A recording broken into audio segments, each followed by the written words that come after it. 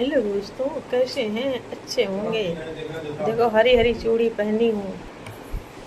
एक छोटी सी कहानी हमने पढ़ी है।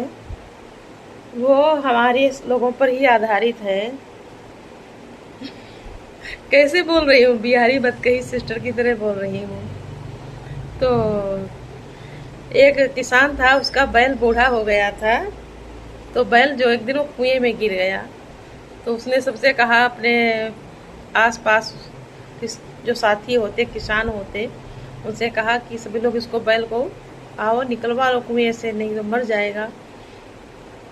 तो सभी समूह वाले लोगों ने सलाह दिया कि मर जाएगा, मर जाने दो, बूढ़ा हो गया, क्या इसको निकाल के करोगे? ऐसा करो, इसको खिलाओगे पिलाओगे सेवा करोगे, ये दिक्कत ही करेगा। तो ऐसा करो, इस पर मिट्टी सभी लोग डाल देते हैं, ये समाप्त हो जाएगा, इससे अच्छा है। ठीक है।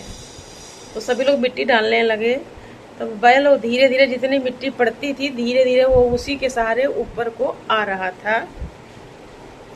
धीरे धीरे करके वो ऊपर आ गया। मिट्टी उन्होंने उसको मरने के लिए डाला था, लेकिन वो अपने शक्ति जो भी थी उसको ताकत लगा करके वापस जिंदा होके आ गया। तो वही हालात हम इंसानों की भी है। जब मतलब निकल जाता है तो लोग कहते हैं, इनसे रिश्ता तोड़ लो, मिट्टी की तरह डाल दो, रिश्ता ही ख़त्म कर दो, इनसे कोई ज़रूरत नहीं है।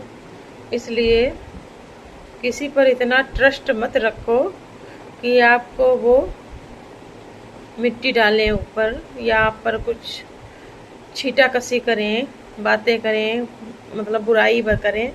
पहले से ही आप थोड़ा अलर्ट रहिए, और बुढ़ापे के लिए भी कुछ न कुछ बचा के रखिए।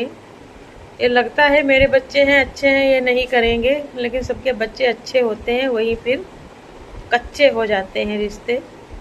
तो वो मिट्टी जो है वो हमारी धन, रुपयों पैसों की, गृहस्थी की धन संपदा होगी। उसी के सहारे हमें बुढ़ापा अपना या आगे के जीवन जीना है, दान पुण्य करना है, किसी को लेना देना है, दवाई करानी है।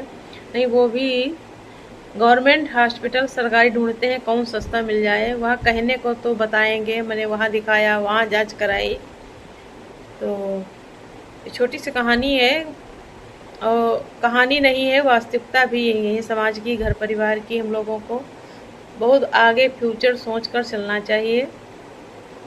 और ये समाज जो है बने का है, बिगड़े का नहीं है। जब तक आप बनने हैं तब तक आपका हालचाल लेंगे। खुद भी मैं इसी से गुजर रही हूँ, इतनी बूढ़ी नहीं हूँ, लेकिन कुछ वक्त जो आदमी पर आता है उससे मैं भी गुजरी हूँ। जब तक ज़रूरत होती है तब तक लोग मक्खन लगाते हैं, खूब तुम्हारी प्रशंसा करेंगे कि इनका अब ये हम भी थोड़ा प्रशंसा में खुश हो जाते हैं कि, लेकिन मतलब निकलने के बाद कोई कुछ नहीं करता है। तो सभी को राधे राधे। अगर कहानी, मेरी एक कहानी क्या वास्तविकता ही है, अच्छी लगी हो। अब तो जो है हम देखते हैं गांव में, हमारे बाबा जी थे, वो बैल पालते थे। तो कहते थे, कोई बूढ़ा, हमारे खेती ज़्यादा थी तो बैल मतलब थोड़े ताकतवर होने चाहिए थे। तो लोग जो छोटे किसान थे वो कहते थे, इसको बेच दो हमें, आप दूसरे ले आना। तो मेरे बाबा थोड़े वैसे विचार के थे, कहते थे, इसने मेरा अपना जीवन हमारे घर पर कमाई, मतलब सब ताकत जो थी हमारे खेत में खर्च कर दी। अब बुढ़ापे पर हम इसको नहीं तुमको देंगे, क्योंकि ये हमारे यहाँ खाएगा रहेगा। तो उनकी भी ये सोच थी। अब लोग दे देते हैं, बूढ़ी भैंस हम देखते हैं जो दूध अब नहीं देने वाली बची है, वो गलत तरीके से बेच देते हैं, वो आके ले जाते हैं। तो या बीमार हुई भैंस, तो सोचते हैं बीमार के बाद ये मर जाएगी, तो इसको कुछ पैसा जो भी मिल रहा है ले लो। सलाह वाले भी कहते हैं, हाँ इसको बेच ही दो। तो ये बहुत कुछ चल रहा है। हम गांव में रहती हूँ तो हर चीज़ देखती रहती हूँ।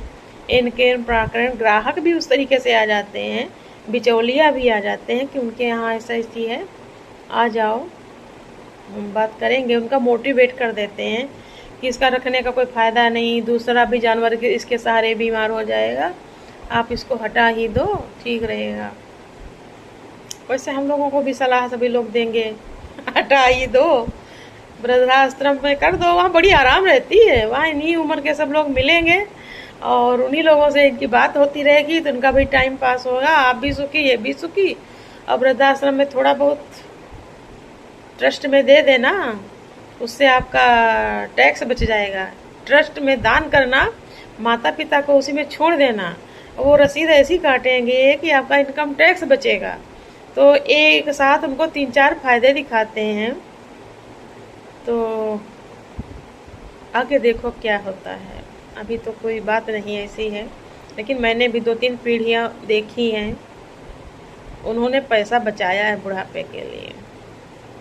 तो मुझे लगता था इतना नहीं है, लेकिन होना चाहिए। सभी को Radhe Radhe. Like comment subscribe करना।